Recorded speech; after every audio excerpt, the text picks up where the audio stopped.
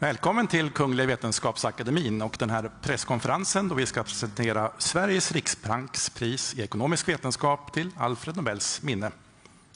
Welcome to this press conference when we will present the Royal Swedish Academy of Sciences Prize, Sveriges Riksbanks Prize in Economic Sciences in memory of Alfred Nobel. We will keep to our tradition and start the presentation in Swedish and then continue in English. And you're of course welcome to ask questions in either language later on. Jag heter Hans Ellegren och är ständig sekreterare här på Kungliga Vetenskapsakademin. Till höger om mig sitter professor Jakob Svensson, ordförande för priskommittén för Sveriges Riksbanks pris i ekonomisk vetenskap till Alfred Nobels minne. Och till vänster om mig sitter professor Jan Theorell, ledamot i priskommittén och expert i ämnet. My name is Hans Ellegren. I'm the Secretary General of the Royal Swedish Academy of Sciences. And to my right is Professor Jakob Svensson, Chair of the Prize Committee for the Sveriges Riksbanks Prize in Economic Sciences in memory of Alfred Nobel. And to my left, Professor Jan Theorell, member of the Prize Committee and an expert in this field. Årets pris handlar om att förstå skillnader i välstånd mellan länder. This year's prize is about understanding differences in prosperity between nations. Kungliga Vetenskapsakademin har idag beslutat att utdela Sveriges Riksbanks pris i ekonomisk vetenskap till Alfred Nobels minne för 2024 till Daron Acemoglu, MIT, Cambridge, USA, Simon Johnson, MIT, Cambridge, USA och James Robinson, University of Chicago, USA, för studier av hur institutioner formas och påverkar välstånd. The Royal Swedish Academy of Sciences has decided to award Sveriges Riksbanks Prize in Economic Sciences in memory of Alfred Nobel for 2024 to Daron Acemoglu, MIT, Cambridge, USA, Simon Johnson, MIT, Cambridge, USA, and James Robinson, University of Chicago, USA, for studies of how institutions are formed and affect prosperity. Professor Jakob Svensson will now give us a short summary. Please, Jakob. Thank you. Global inequality is largely driven by differences in average income across countries. But why are some countries poor while others prosper? And why are the gaps between poor and rich nations so persistent? These are not new questions, but they are among the most urgent in the social sciences. And addressing them is extremely challenging. This year's laureates have pioneered new approaches, both empirical and theoretical, that have significantly advanced our understanding of global inequality. On the empirical side, their work has greatly enhanced the study of the causal effects of institution on prosperity.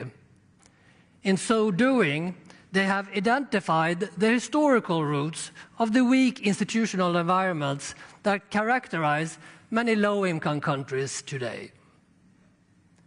On the theoretical side, their research explains why extractive economic institutions and dictatorships often persist, even though reforming them would benefit most. It also outlines conditions under which institutions are likely to change. Reducing the huge differences in income between countries is one of our time's greatest challenges. Thanks to Daron Acemoglu, Simon Johnson, and James Robinson's groundbreaking research, we have a much deeper understanding of the root causes of why countries fail or succeed. Thank you, Jakob. Professor Theorell, are you ready to give us more details about the prize? Yes.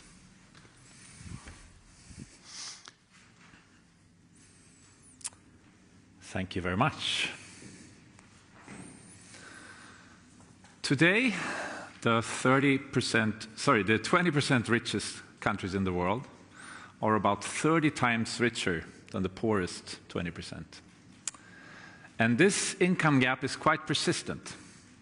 So although the poorer countries are, of course, becoming richer, they're not closing the gap.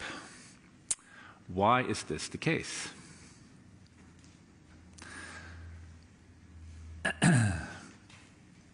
Backwards. Sorry. Acemoglu, Johnson, and Robinson have shown that a large part of this income gap is due to differences in economic and political institutions in a society. And they depart from a very broad definition of institutions as the rules of the game in society, structuring the incentives in human exchange. More precisely, they make it a distinction between, on the one hand, inclusive institutions, such as broadly protected property rights and democracy, and on the other, extractive institutions, which more implies large risks of expropriation and autocracy. And what they have demonstrated is that inclusive institutions are good for growth and long-run prosperity, whereas extractive institutions lead to poverty. How do you provide evidence for that kind of claim? This is really difficult task. To begin with, a large many factors both affect what societal institutions you have and whether you get prosperity or not. And to control for all these in a single study is close to impossible. It's also the case that many things that you might think are a cause of prosperity could actually be a consequence, making it even more difficult. And these empirical challenges aside, you also need a really good theory to understand what institutions are, how they persist, and why they sometimes change. Empirically, the laureates met these challenges by studying a huge intervention in human history, the colonization of large parts of the world by the Europeans, starting in the 16th century and onward. What they showed was that as a result of colonization, there were huge differences in economic and political institutions that arose in the colonized parts of the world, largely due to how many Europeans actually settled in the colonies. So the more settlers you had, the more you had to establish institutions that were good for investment. By very creatively using data on mortality rates of soldiers, bishops, sailors stationed in these colonies, the laureates were able to show that one of the things that largely impacted on how many settlers actually settled was the disease environment in the colonies. So the lower settler mortality, the more Europeans actually settled, and the more inclusive institutions they established for the benefit of the settlers.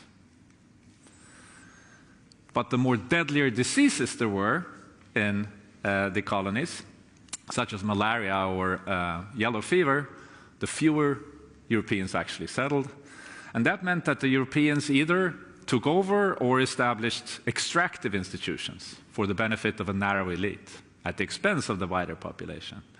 And this led then to this long-run effect on prosperity.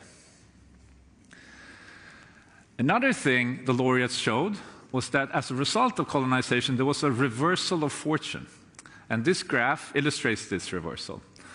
So what you have here on the x-axis is a measure of prosperity before colonization in the year of 1500. It's urbanization rate. And on the y-axis, you have a measure of the same around the time when they did this study, that is the mid-1990s, GDP per capita. And what you can see here is that countries that were richer before colonization, to the right here, have now become relatively poorer, whereas countries that were poorer at the time of colonization have now become relatively richer. And this, again, is in large part due to the inclusive institutions that the settlers established in these then formerly poorer countries. But taking a step back, in order to understand this, the laureates not only had to make an empirical contribution, but also a theoretical one. Because if you think about it, and if you rule over a poor country, why don't you just take the institutions that you know are good for growth?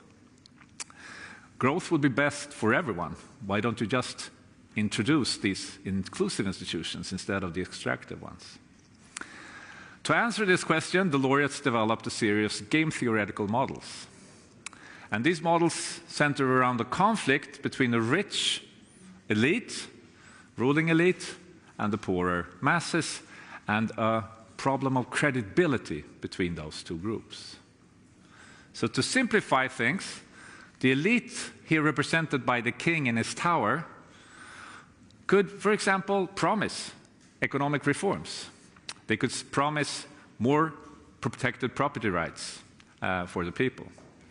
But this promise is not credible as long as the king or the elite remains in power. That is, as long as they don't change the political institutions. Because as long as they don't do that, the poor knows that the rich could just steal back from them whatever assets they have accumulated in the future. So this promise, or the economic reforms, are not credible, and this also means that countries with extractive institutions get trapped in a situation with the rich elite and the poorer masses. And this is called the commitment problem in this literature. This commitment problem, interestingly, is also part of the explanation for why institutions sometimes do change. One of the things that ordinary people have, also in non-democratic settings, although they lack formal political power, is the power to mobilize. So what the ordinary people can do is threaten with a revolution. This could, but does not have to be violent. Under such a threat, the elites in these countries face a difficult dilemma. They would like to cling on to power, so the king in his tower there, he would again start promising economic reforms to make peace with the people. But these promises are not credible. Because again, the people know that as soon as the situation calms down, the elites can just swiftly turn back to the old system. So under this situation, the only option for the elite could actually be to hand over power, introduce democracy, here represented by the king handing over the crown to the ordinary people. So, to sum up, Acemoglu, Johnson, and Robinson have both made an empirical and a theoretical contribution that has hugely impacted on later research in these fields. On the theoretical side, they have given us much better understanding for how institutions are formed, that is, how they, why they persist, and under what circumstances they sometimes change. And on the empirical side, they have shown this huge impact of institutions on prosperity. And although they don't provide any simple recipes or have any concrete policy proposals, this of course also has huge societal impact. To just mention one, their insights show us that work on promoting democracy, more inclusive institutions, is an important way forward for promoting economic development and closing the world income gap. Thank you. Thank you, Professor Theorell. I believe we might have Professor Daron Acemoglu online here. Are you with us, Professor Acemoglu? Yes, I am. Thank you. Yeah, good morning, and please accept our warmest congratulations. Thank you. I am delighted. It's just a real shock and amazing news. Thank you. Yeah, so you feel okay right now? I am completely fine, yes. Yeah. Here at the press conference, I believe we have many interested journalists, both from Sweden and from the international press.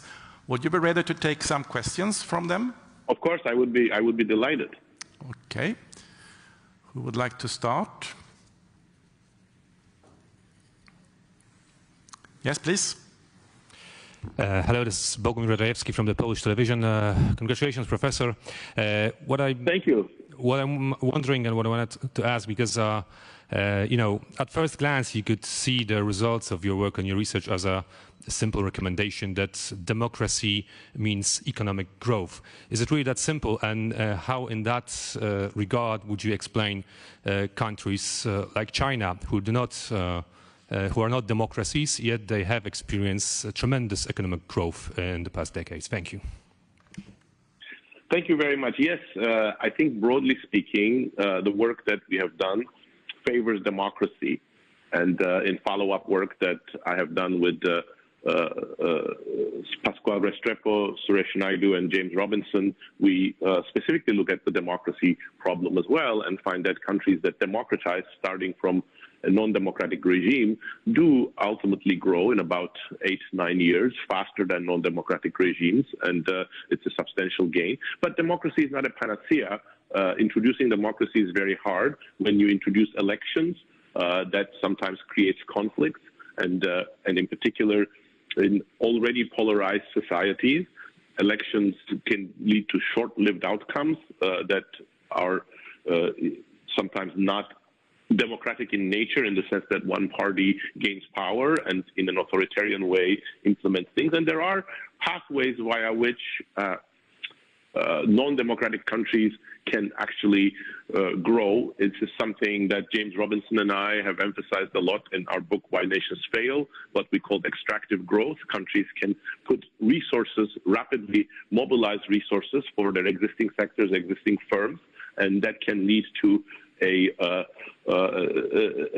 pickup in growth. But our argument has been that this sort of authoritarian growth is often more unstable and doesn't generally lead to very rapid and original innovation. And of course, China is a bit of a challenge because it has recently started pouring a lot of investment and other resources into some sectors such as AI. But I think my perspective is generally that these authoritarian regimes, for a variety of reasons, are going to have a harder time in achieving sort of long-term sustainable innovation outcomes. More questions?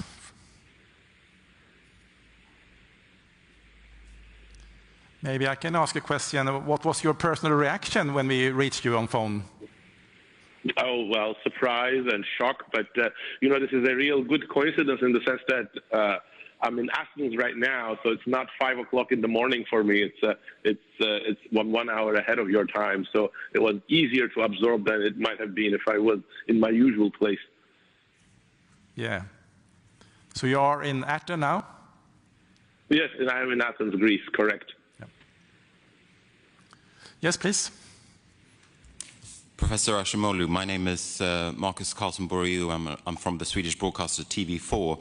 I was just wondering if you could explain to a layperson very, very simply what your research is about and what you have achieved through your research. Well, I think the Nobel Committee gave a better summary than I can, but I think the most broad framing of some of the research that was cited there is we try to trace the roots of certain institutional trajectories to the colonial past. And rather than asking whether colonialism is good or bad, we note that different colonial strategies have led to different institutional patterns that have persisted over time. And then we trace those institutional choices that Europeans have made to a variety of factors, but quite importantly to the disease environments that determine whether Europeans settled, what types of colonization resources they brought in, and what kind of strategies they adopted. And those persistent effects led to a real institutional divergence throughout the last 500 years. And then we are able to trace out some of the consequences of these institutional historical outcomes. Yeah. Thanks very much for that. It's Marcus Carlson Boriu again. I'm just wondering, your name has been in the mix quite a lot throughout recent years when it comes to the economics prize. Were you doubting that this prize would come? You never expect something like this. You know, I think it was Napoleon who said, you know, when you go into officer cadet school, you dream of becoming a general, but not a president or king. So, you know, you dream of having a good career, but this is over and on top of that. So it's a great surprise and honor.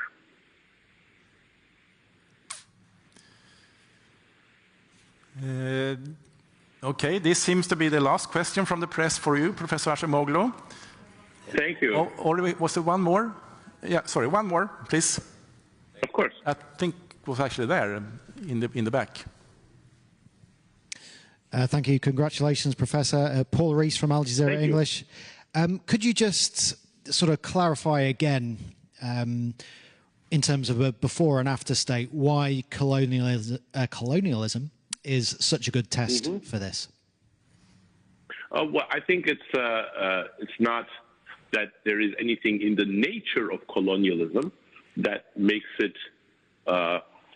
sort of a good test, but what colonialism did was it transformed the institutions, the organization of many societies around the world, starting sometime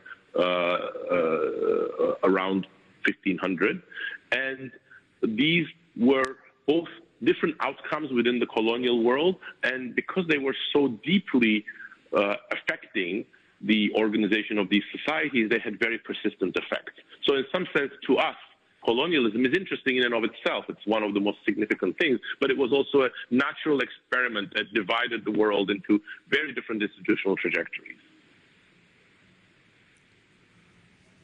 Was it some more there? Yeah, please.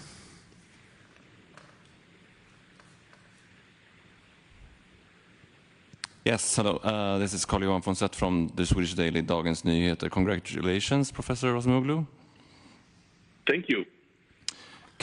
Can you comment on how you assess the current quality and current trajectory of institutions in the world, if you look at your current home country, the United States, or other countries in the world right now? Well, I mean, I think this is actually another topic that I am researching, and it's fascinating but worrying. If you look at data that international organizations such as Freedom House, VDEM, or others collect, they see that institutions everywhere, including in the United States, including some European countries, and in many parts of the emerging world, are getting weaker and weaker. If you look at data from surveys that ask people their views about authoritarianism, dictatorship, democracy, and so on, you see that that support for democracy among the population is at an all-time low. So that suggests that despite the potential for democracy to spearhead rapid growth and consensus around difficult choices, we are not probably achieving that full potential. And in fact, my evidence also suggests that democracies particularly underperform when the population thinks that they underdeliver. They don't rise up to their promises in terms of providing good governance, control corruption, limit inequality, create shared poverty, shared prosperity, and so on. So I think this is a time when democracies are going through a rough patch, and it is in some sense quite crucial that they reclaim the high ground of better governance, cleaner governance, and delivering sort of the promise of democracy to a broad range of people. Thank you. No, I don't see any more questions. Again, thank you very much, Professor Acemoglu, and again, our warmest congratulations.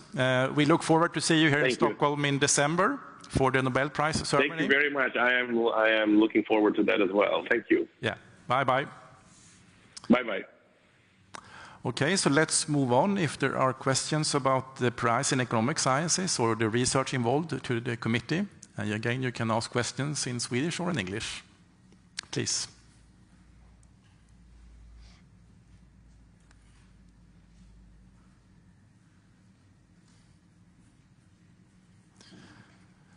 I see no questions.